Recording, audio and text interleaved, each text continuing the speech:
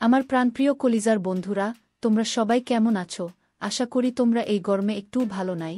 এই গরমে তোমাদের মনকে শীতল করতে আমি আনিতা চলে এসেছি নতুন একটি মজাদার গল্প নিয়ে।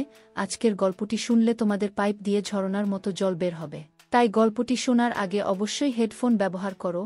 আর হ্যাঁ, আগামীকাল আমি আমার ইমো নাম্বারটি তোমাদেরকে দিব। তোমরা সবাই আমার সাথে ভিডিও কলে কথা বলতে পারবে। আর আমার ইমো নাম্বারটি শুধুমাত্র তারাই পাবে যারা আমার চ্যানেলটিকে সাবস্ক্রাইব করে পাশে থাকবে। আজকে যে আমি গল্পটা বলতে যাচ্ছি সেই গল্পটা আমার ছেলের সাথে ঘটে যাওয়া আমার একটি ঘটনা। আমি জানি এমন ঘটনা পৃথিবীতে অনেক ঘটে, কিন্তু কোনো মা কখনো কাউকে বলে না, তবুও আমি বলবো। তাই ধৈর্য সহকারে গল্পটি শেষ পর্যন্ত শুনতে থাকে, আর আমি গ্যারান্টি দিয়ে বলতে পারি সম্পূর্ণ গল্পটি শুনলে তোমাদের পানি বের হবে। ক্ষুদিরাম মহেশতলা কলেজের ছাত্র। তার বয়স 21 বছর। কলকাতায় 5 বছর হোস্টেলে থেকে পড়াশোনা শেষ করে বর্তমানে একটা সরকারি চাকরি করছে। গত বছরই চাকরি পেয়েছে আর এবছর কলকাতায় ট্রান্সফার হয়েছে। মাঝে মাঝে বাড়ি আসতো আর 3-4 দিন থেকে আবার ফিরে যেত। বাড়িতে ক্ষুদিরামের মা অর্চিতা দেবী থাকে। বছর 2 আগে ক্ষুদিরামের বাবা মারা গেছে স্ট্রোক করে। ক্ষুদিরামের পারিবারিক আয় ভালো নয়। ক্ষুদিরামের বাবা একটা সরকারি চাকরি করত। বাবা মারা যাওয়ার পরে সরকার থেকে কিছু টাকা পয়সা পেয়েছিল, যেটা দিয়ে ক্ষুদিরামের পড়াশোনা আর ওর মায়ের সংসার কোনোভাবে চলে যাচ্ছে। অর্চিতা দেবীর বয়স 42 বছর এবং খুব সুন্দর দেখতে। এই বয়সেও নিজের যৌবন ধরে রেখেছে। অর্চিতা দেবী স্বামী মারা যাওয়ার পরে সে একাই থাকত আর মনে মনে ভাবত ছেলের কলকাতায় ট্রান্সফার হওয়ার পরে ছেলের একটা বিয়ে দিয়ে ছেলে বউকে নিয়ে সুখে শান্তিতে বসবাস করবে। অর্চিতার এক বান্ধবীর নাম উর্বশী। অর্চিতার বাড়ির কিছু দূরেই থাকে। উর্বশীর স্বামী সেনাবাহিনীতে চাকুরি করা কালীন মারা যায়। উর্বশীর একটাই মেয়ে গীতিতা। উর্বশীর বয়স 40 বছর আর মেয়ে গীতিতার বয়স 21 বছর, কলেজে পড়ছে। উর্বশীর আর্থিক অবস্থা অনেক ভালো, নিজেদের 2 তলা বাড়ি আছে। উর্বশী অর্চিতাকে বলেছে যে ক্ষুদিরামের সাথে গীতিতার বিয়ে দিতে, কারণ ক্ষুদিরামকে খুব পছন্দ উর্বশী। ক্ষুদিরামরা ভাড়া বাড়িতে থাকত। একটাই ঘর, রান্নাঘর আর বাথরুম। যেহেতু অর্চিতার স্বামী মারা যাওয়ার পরে একাই থাকতো তাই কোনো অসুবিধে হয়নি, কিন্তু এবার ক্ষুদিরাম ফিরে এলে একটা ঘরে কিভাবে চলবে সেটাই অর্চিতা চিন্তা করছিল। তাই একদিন অর্চিতা উর্বশীকে এই কথাগুলো বলল। উর্বশী সব শুনে বলল, অর্চিতা, তোকে তো আমি বলেছি ক্ষুদিরাম কলকাতায় ট্রান্সফার হয়ে এলে এক শুভক্ষণ দেখে ক্ষুদিরাম আর গীতিতার বিয়েটা দিয়ে দেব, আর আমরা সবাই মিলে এই বাড়িতেই থাকব। এত বড় বাড়িতে শুধু আমরা 2জন মা মেয়ে থাকি, তোরাও এখানে চলে এলে সবাই মিলে আনন্দ করে থাকা যাবে। অর্চিতা উর্বশীর কথা শুনে আনন্দে বলল, আমি ছেলে এলে ওর সাথে কথা বলে তোকে জানাবো। কিছুদিনের মধ্যে ক্ষুদিরাম ফোন করে জানালো যে শুক্রবার সে বাড়ি আসছে। প্রায় 6 মাস পরে ক্ষুদিরাম বাড়ি ফিরছে বলে সেদিন অর্চিতা ভালো ভালো রান্না করে রেখেছিল। তারপর স্নান করে একটা ভালো শাড়ি পরে ছেলের জন্য অধীর আগ্রহে অপেক্ষা করছিল। প্রায় 11টা নাগাদ ক্ষুদিরাম বাড়ির সামনে এসে দরজায় কড়া নাড়ল। অর্চিতা দরজা খুলে দেখল 3-4টা ব্যাগ হাতে আর কাঁধে নিয়ে ক্ষুদিরাম হাসি মুখে দাঁড়িয়ে আছে। ঘরে এসে ব্যাগগুলো নামিয়েই মাকে জড়িয়ে ধরল ক্ষুদিরাম। অর্চিতাও ক্ষুদিরামকে জড়িয়ে ধরে থাকল কিছুক্ষণ। তারপর ছেলের হাত থেকে নিজেকে ছাড়িয়ে অর্চিতা বলল, অনেক বেলা হয়ে গেছে ক্ষুদিরাম, যা স্নান করে নিয়ে আগে খেয়ে নে, তারপর না হয় ব্যাগগুলো থেকে সব বার করবি আর গল্প করা যাবে। ক্ষুদিরাম বলল, ঠিক বলেছ মা, খিদেতে পেট জ্বলছে, আমি তাড়াতাড়ি স্নান করে আসছি, তুমি খাবার বারো। এই বলে ক্ষুদিরাম বাথরুমে চলে গেল। ভেতরে দেখল ওর মা ওর জন্য একটা হাফ প্যান্ট আর তোয়ালে রেখে দিয়েছে। তাই দেরি না করে ভালো করে স্নান করে ক্ষুদিরাম হাফ প্যান্ট পরে খালি গায়ে বাইরে এসে দেখল মা খাবার বেড়ে মেঝেতে বসে আছে। ক্ষুদিরাম মায়ের উল্টো দিকে বসে খেতে শুরু করল। খেতে খেতে মাকে দেখছিল ক্ষুদিরাম আর মনে মনে ভাবল যে মাকে আগের থেকে যেন আরো সুন্দরী লাগছে। অর্চিতা সেটা দেখে জিজ্ঞেস করল, কি এত দেখছিস ক্ষুদিরাম? ক্ষুদিরাম বলল, তোমায় দেখছি মা, তোমায় এই শাড়িতে খুব সুন্দর লাগছে। এটা কি নতুন শাড়ি? অর্চিতা বলল, না রে, এটা পুরনো শাড়ি, তবে খুব কম পরেছি বলে এটা নতুনের মতো লাগছে। ক্ষুদিরাম বলল, মা, চাকরি তো আমি পেয়ে গেছি, এবার আর তোমার কোনো দুঃখ রাখবো না। অর্চিতা হেসে বলল, সে আমি জানি ক্ষুদিরাম, আমি এখন অনেক নিশ্চিন্ত যে তুই এবার আমাদের 2জনের সংসার চালাতে পারবি। এই শুনে ক্ষুদিরাম হেসে বলল, সে আর বলতে না, আমার সুন্দরী মাকে আমি এবার থেকে সুখে রাখব। ক্ষুদিরামের কথা শুনে অর্চিতাও হেসে উঠল। এইভাবে কথা বলতে বলতে 2জনে খাওয়া শেষ করল। অর্চিতা থালা বাসন নিয়ে রান্নাঘরে ধোয়ার জন্য চলে গেল। ক্ষুদিরাম হাত মুখ ধুয়ে ঘরে এসে ব্যাগ থেকে জিনিসপত্র বার করতে শুরু করল। একবার রান্নাঘরের দিকে তাকিয়ে ব্যাগ থেকে 2টা বাংলা গল্পের বই তাড়াতাড়ি বের করে নিয়ে নিজের বইয়ের তাকে লুকিয়ে রাখল। কিছুক্ষণ পরে অর্চিতা ঘরে এসে বিছানায় বসল। অর্চিতা ছেলের সব জামা প্যান্ট একদিকে সরিয়ে রাখতে রাখতে বলল, তোর সব জামা তো পুরনো হয়ে গেছে, এবার কিছু নতুন কিনে নিস। ক্ষুদিরাম বলল, ঠিক আছে মা, এ মাসের স্যালারি পেয়ে তোমার আর আমার জন্য নতুন কাপড় কিনব। তারপর ক্ষুদিরাম সব জিনিস বিছানা থেকে সরিয়ে অর্চিতার মুখোমুখি বসে গল্প করতে শুরু করল। অর্চিতা বলল, ক্ষুদিরাম, এখন তোর কিরকম লাগছে? পড়াশোনা করে চাকরি করছিস, এবার কলকাতায় ট্রান্সফারও হয়ে গেল। ক্ষুদিরাম বলল, সেরকম কিছু না, কিন্তু এবার থেকে তোমার সাথে থাকতে পারবো, এই জন্য আমি খুব খুশি। এই বলে মায়ের কোলে মাথা রেখে শুয়ে পড়ল। অর্চিতা ছেলের কথা শুনে খুব খুশি হল আর ক্ষুদিরামের মাথায় হাত বুলিয়ে দিতে লাগল। ক্ষুদিরাম শুয়ে শুয়ে অর্চিতাকে দেখছিল আর মনে মনে ভাবছিল মাকে সত্যি খুব সুন্দর দেখতে। এইভাবে কিছুক্ষণ থাকার পরে অর্চিতা হেসে বলল, ক্ষুদিরাম, এবার উর্বশীর সাথে কথা বলতে হবে তোর বিয়ের জন্য। ক্ষুদিরাম তখন মায়ের কোল থেকে মাথা সরিয়ে উঠে বসে বসে মায়ের 2 কাঁধে 2 হাত রেখে বলল, না মা, এখন নয়, এখন শুধু আমার সুন্দরী মাকে সুখী করার সময়, বউকে নয়। অর্চিতা হেসে বলল, আমি তো ভালোই আছি, এবার তোর একটা বউ এসে গেলে আমার অসুবিধা হবে আর তোর অসুবিধা হবে। ক্ষুদিরাম নিজের মুখটা অর্চিতার মুখের কাছে এনে বলল, আমাদের কি সুবিধা হবে মা, বউ এলে? অর্চিতা বলল, আমার একটা গল্প করার সাথী হবে আর তোর চির জীবনের সাথী হবে। আর সত্যি বলছি, ঋদ্ধিতা খুব সুন্দরী আর ভালো মেয়ে, তোকে খুব সুখে রাখবে। ক্ষুদিরাম অর্চিতাকে বলল, আমি তোমায় সুখে রাখবো, তাই তোমার আর কিছু লাগবে না। অর্চিতা ক্ষুদিরামের কথা শুনে একটু চমকে উঠে বলল, ঠিক আছে, এবার তুই একটু রেস্ট নিয়ে নে, আমি একটু বেরোচ্ছি, একবারে বাজার করে ফিরব। এই বলে অর্চিতা উঠে দাঁড়িয়ে নিজের শাড়িটা ঠিক করতে লাগল। ক্ষুদিরাম ও উঠে দাঁড়িয়ে মাকে দেখতে লাগল। কিছুক্ষণ পরে অর্চিতা বাড়ি থেকে বেরিয়ে যেতেই ক্ষুদিরাম দরজা বন্ধ করে ঘরে এসে নিজের আরেকটা ব্যাগ খুলে মায়ের একটা ছোট জামা দেখে নাক দিয়ে গন্ধ নিতে থাকল। ক্ষুদিরাম হোস্টেলে থাকাকালীন বন্ধুদের পাল্লায় পড়ে এসব বই পড়া শুরু করেছিল। সব সম্পর্কের মধ্যে মা ছেলে নিয়ে এগুলো পড়তে বেশি ভালোবাসত।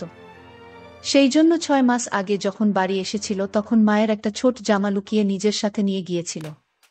তারপর থেকে হোস্টেলে ক্ষুদিরাম বই পড়তে পড়তে মায়ের ছোট জামা জড়িয়ে ধরে নিজেকে শান্ত করত। যেহেতু খুব ক্লান্ত ছিল তাই মাকে চিন্তা করতে করতে কিছুক্ষণের জন্য ঘুমিয়ে পড়ল। তারপর কিছুক্ষণ পরে বাথরুম এগিয়ে পেচ্ছাপ করতে গিয়ে দেখল বাথরুমে মায়ের একটা ছোট জামা ঝোলানো আছে। অর্চিতা তাড়াহুড়োয় সেটা সরিয়ে রাখতে ভুলে গিয়েছিল। ক্ষুদিরাম পেচ্ছাপ করে ওটা নিজের নাকে শুকে বুঝল এটা মায়ের ব্যবহার করা। সেটা অর্চিতা ধুতে ভুলে গেছে। ক্ষুদিরাম অনেকক্ষণ সেইটা নাকে নিয়ে গন্ধ শুকতে লাগল। ক্ষুদিরাম নিজেকে আর কন্ট্রোল করতে না পেরে নিজের কাজ করতে লেগে গেল। প্রায় 15 মিনিট ধরে চলল সেই কাজ। তারপর সেটা যেখানে ছিল সেখানে রেখে নিজেকে পরিষ্কার করে ঘরে এলো। মনে মনে অপরাধ বোধ হচ্ছিল নিজের মাকে নিয়ে এরকম ভাবতে, কিন্তু ও এটাও বুঝতে পারল আজকে সব থেকে বেশি তৃপ্তি পেয়েছে। কিছুক্ষণ পরে ক্ষুদিরামের পাপবোধ পরিবর্তন হলো আর ভাবতে লাগলো কিভাবে মাকে আরও কাছে পাওয়া যায়। এইসব ভাবতে ভাবতে সন্ধে হয়ে গেল আর ঠিক তখন দরজায় আওয়াজ হলো। ক্ষুদিরাম দরজা খুলে দেখল অর্চিতা দাঁড়িয়ে আছে 2 হাতে 2টো বাজারের ব্যাগ নিয়ে। ক্ষুদিরাম সঙ্গে সোজা মায়ের হাত থেকে ব্যাগ দুটো নিয়ে রান্নাঘরে রেখে এক গ্লাস জল নিয়ে অর্চিতাকে দিল। অর্চিতা বিছানায় বসে জলটা খেয়ে জিজ্ঞেস করল, সারা দুপুর আর বিকেল কি করলি ক্ষুদিরাম? একটু ঘুমিয়েছিলিস তো? হ্যাঁ মা, অল্প ঘুমিয়েছিলাম। ভালো করেছিস, আমি একটু ফ্রেশ হয়ে তোকে চা করে দিচ্ছি, তোর জন্য কাটলেট ও এনেছি। এই বলে অর্চিতা তোয়ালে নিয়ে বাথরুম এ চলে গেল। ক্ষুদিরাম তখন মাকে সারপ্রাইজ দিবে বলে নিজেই রান্নাঘরে গিয়ে চা বানাতে শুরু করল। আর বাজারের ব্যাগ থেকে সব কিছু রান্নাঘরে যথাস্থানে রেখে কাটলেট দুটো একটা ডিশে রাখল। বাথরুম এর ভেতর থেকে মায়ের গোসল করার শব্দ শুনতে শুনতে ক্ষুদিরাম চা বানাচ্ছিল। এদিকে গোসল করতে করতে অর্চিতা হঠাৎ দেখে তার ছোট কাপড়টা দড়িতে ঝুলছে। সঙ্গে সঙ্গে চমকে গেল আর মনে মনে ভাবল, ইসে সব কিছু ঠিক জায়গায় রেখে আসল জিনিসটাই বাথরুমে ফেলে গিয়েছিল। ক্ষুদিরাম যে কি ভেবেছে কে জানে। নিজেকেই কিছুক্ষণ গালাগালি দিয়ে গোসল করে তোয়ালেটা দিয়ে নিজেকে জড়িয়ে অর্চিতা বাথরুম থেকে ঘরে এসে দেখল ক্ষুদিরাম একটা ট্রে এ 2 কাপ চা আর কাটলেট সাজিয়ে বসে আছে। অর্চিতা হেসে বলল, বাহ, একবার চা বানিয়ে মায়ের জন্য অপেক্ষা করছিস, খুব ভালো। বউকে তুই খুব সুখে রাখবি। এখন তো মাকে সুখী করি, তারপর অন্য কেউ। অর্চিতা আলমারি থেকে একটা শাড়ি নিয়ে ক্ষুদিরামকে বলল, আমি দরজাটা ভেজিয়ে দিয়ে রান্নাঘরে শাড়িটা পরে আসছি। ক্ষুদিরাম এগিয়ে গিয়ে অর্চিতার হাত ধরে বলল, তুমি এই ঘরে চেঞ্জ করে নাও, আমি রান্নাঘরে যাচ্ছি, তোমার হয়ে গেলে আমায় ডেকে নিও। এই বলে ক্ষুদিরাম ঘরের দরজাটা ভেজিয়ে দিয়ে বাইরে অপেক্ষা করতে লাগল। ছেলের ব্যবহারে অর্চিতা খুব খুশি হয়ে ঘরেই ড্রেস চেঞ্জ করতে লাগল। ক্ষুদিরাম দরজাটায় একটু ফাঁকা রেখে ভেজিয়ে রেখেছিল যাতে সেই ফাঁক দিয়ে ঘরে ভেতরটা দেখা যায়। ক্ষুদিরাম দরজার ফাঁক থেকে চোখ রাখতেই ঘরের ভেতরের দৃশ্য দেখে অবাক হয়ে যায়।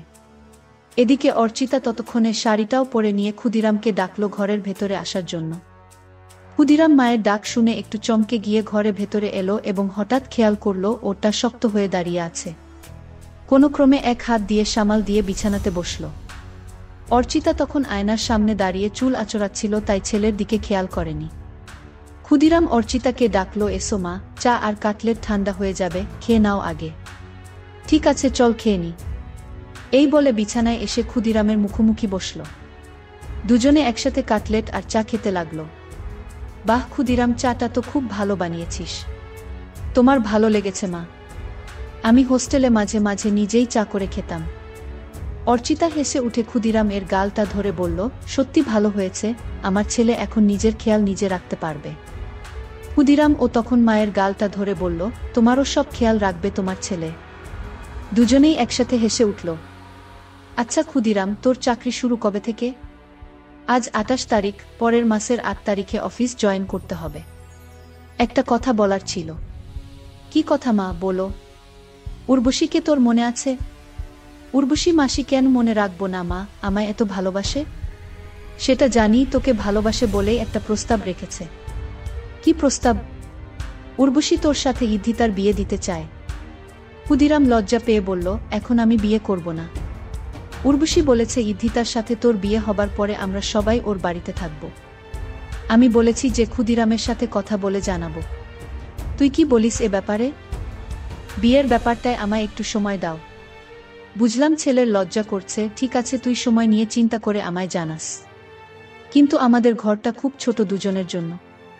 আগে তুই ছোট ছিলিস তাই কোনোমতে চলে যেত, কিন্তু এখন তুই বড় হয়ে গেছিস। এমন কিছু ছোট নয় আমাদের ঘর, আমাদের দুজনের জন্য যথেষ্ট। কিন্তু তোর অসুবিধে হবে, আমি যখন কাপড় চেঞ্জ করব তখন তোকে বাইরে অপেক্ষা করতে হবে, এছাড়াও এই একটা বিছানায় দুজনের হবে না। ক্ষুদিরাম অর্চিতার কথা শুনে মনে মনে বলল, আমি তো চাই তুমি ঘরে কাপড় ছাড়বে আর আমি দরজার ফাঁক দিয়ে তোমার দেখব। অর্চিতা ক্ষুদিরামের দিকে তাকিয়ে বলল, কি ভাবছিস এত? কি করবি সেটা তো বল।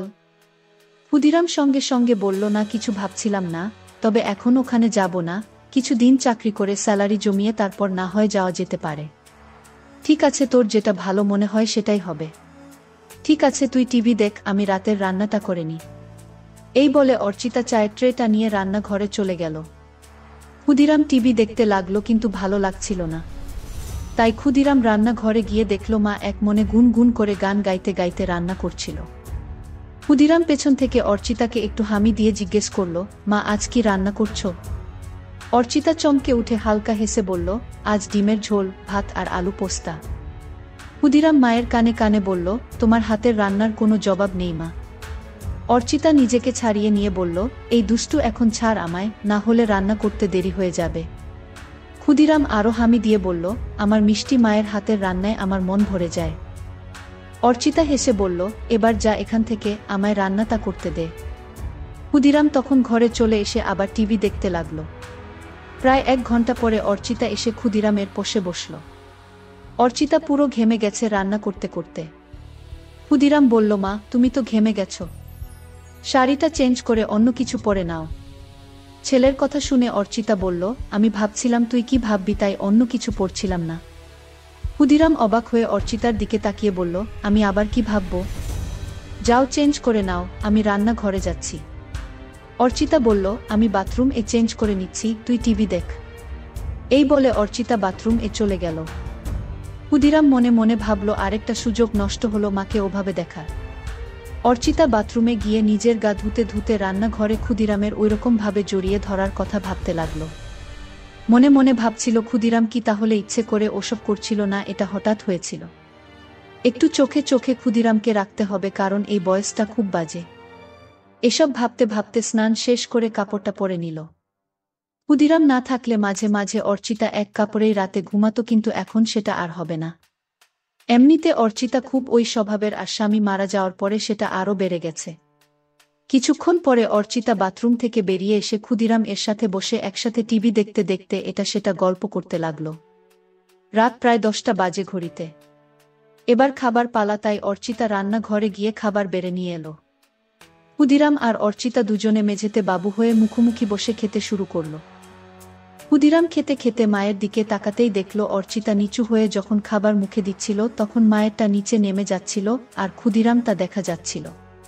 কিন্তু হঠাৎ অর্চিতা ক্ষুদিরামের দিকে তাকিয়ে দেখতে পায় যে ক্ষুদিরাম ওর দিকে তাকিয়ে আছে। সঙ্গে সঙ্গে নিজের কাপড়টা একটু উপরে তুলে নিল, আর তখন ক্ষুদিরাম আর অর্চিতার চোকাচুকি হলো। ক্ষুদিরাম লজ্জায় মাথা নিচু করে ভাবতে লাগলো, ইসমা এবার বুঝতে পেরেছে, বকে না দেয়। কিন্তু অর্চিতা কিছুই বলল না, শুধু বলল, খাবারের দিকে মন দে। ক্ষুদিরাম হাফ ছেড়ে বাঁচল। এইভাবে দুজনের খাওয়া শেষ হলো। তারপর অর্চিতা সব বাসন ধুয়ে ঘরে এসে মেঝেতে বিছানা করতে লাগল। সেটা দেখে ক্ষুদিরাম জিজ্ঞেস করল, মা তুমি কি নিচে শোবে? হ্যাঁ রে, বিছানায় দুজনের অসুবিধে হবে। ক্ষুদিরাম সঙ্গে সঙ্গে অর্চিতার হাত থেকে সব কিছু কেড়ে বিছানায় রেখে বলল, এই খাটে আমাদের দুজনের ভালো মতো হয়ে যাবে, তাই তুমি চিন্তা করো না। অর্চিতা কিছু একটা বলতে যাচ্ছিল, কিন্তু ক্ষুদিরামের জেদে মুখে আর কিছু বলল না। কিছুক্ষণ পরে লাইট অফ করে দুজনে শুয়ে পড়ল। ক্ষুদিরাম ক্লান্ত ছিল, তাই কিছুক্ষণের মধ্যে ঘুমিয়ে পড়ল। অর্চিতা শুয়ে শুয়ে সারা দিনের কথা ভাবতে লাগল। বিশেষ করে রাতে ছেলে যেভাবে এক দৃষ্টিতে তার দিকে তাকিয়েছিল। ভাবতে ভাবতে একটু তুরা হয়ে পড়ল। মনে মনে চিন্তা করল যে এবার থেকে ক্ষুদিরামের সব কিছু ভালো মতো লক্ষ্য করতে হবে। এইসব ভাবতে ভাবতে অর্চিতা ঘুমিয়ে পড়ল। চিরকাল খুব সকাল সকাল ঘুম থেকে ওঠা অর্চিতার অভ্যাস। অর্চিতা ঘুম থেকে উঠে ক্ষুদিরামের দিকে তাকিয়ে দেখল ক্ষুদিরাম গভীর ঘুমে আচ্ছন্ন। একটু নিচের দিকে তাকাতে দেখল ক্ষুদিরামের হাফ প্যান্ট তাবু হয়ে গেছে। সেটা দেখে অর্চিতা মনে মনে ভাবল, ছেলে এমন কিছু স্বপ্ন দেখছে যাতে তাবু হয়ে গেছে। তারপর নিজের মনে হাসতে হাসতে বাথরুমে চলে গেল।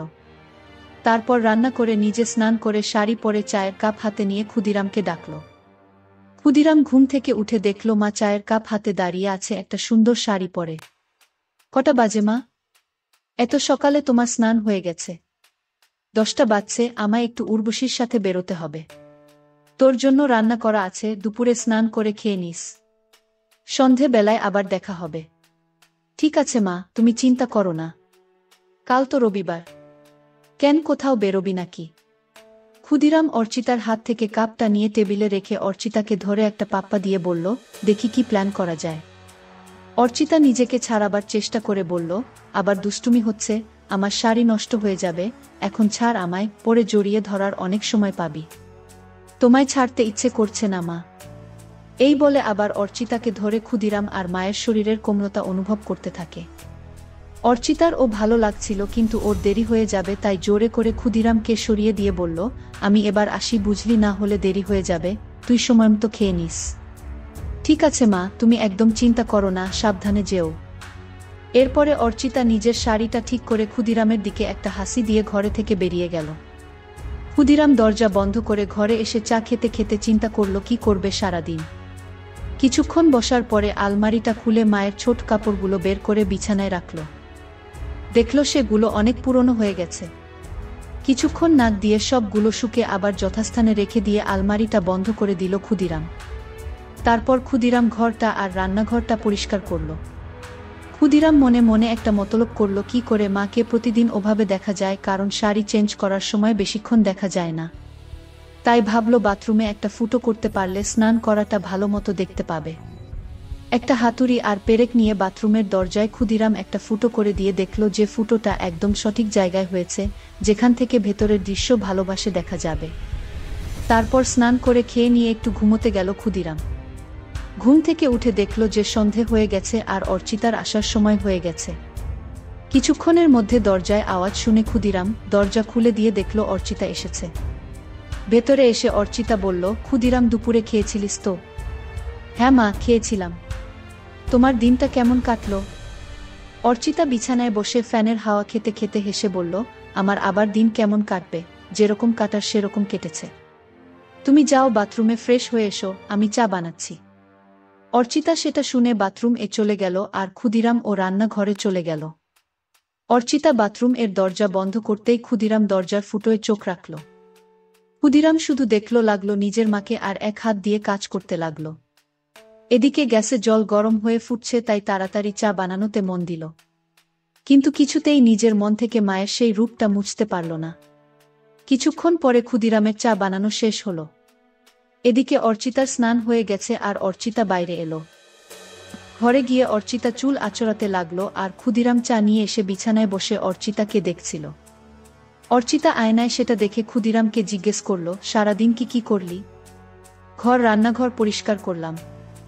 আর মনে মনে বলল, বাথরুম এ ফুটো করলাম তোমায় দেখব বলে। অর্চিতা চায়ের কাপটা হাতে নিয়ে রান্নাঘরে গিয়ে দেখল ছেলে সব ভালোভাবে পরিষ্কার করেছে, আর তারপর ঘরে এসে এদিক ওদিক দেখে বলল, বাবা তুই তো সব পরিষ্কার করে দিয়েছিস, আমার লক্ষ্মী ছেলে। এই বলে চায়ের কাপটা টেবিলে রেখে দু হাত বাড়িয়ে বলল, আমার লক্ষ্মী ছেলে আয় আমার কাছে। ক্ষুদিরাম সঙ্গে সঙ্গে অর্চিতার কাছে ছুটে গেল। এইভাবে কিছুক্ষণ থাকার পরে দুজন আলাদা হলো। তারপর অর্চিতা রান্নাঘরে চলে গেল রান্না করতে আর ক্ষুদিরাম টিভি দেখতে লাগলো। কিছুক্ষণ পরে রান্না শেষ হলে দুজন একসাথে খেয়ে নিল। আজ ও ক্ষুদিরাম একইভাবে অর্চিতার দিকে তাকিয়ে গভীরভাবে দেখছিল, আর আজ অর্চিতা সেটা লক্ষ্য করল কিন্তু কিছু বলল না। এইভাবে খাওয়া শেষ করে অর্চিতা আর ক্ষুদিরাম বিছানায় শুতে এলো। দুজনে পাশাপাশি শুয়ে আছে।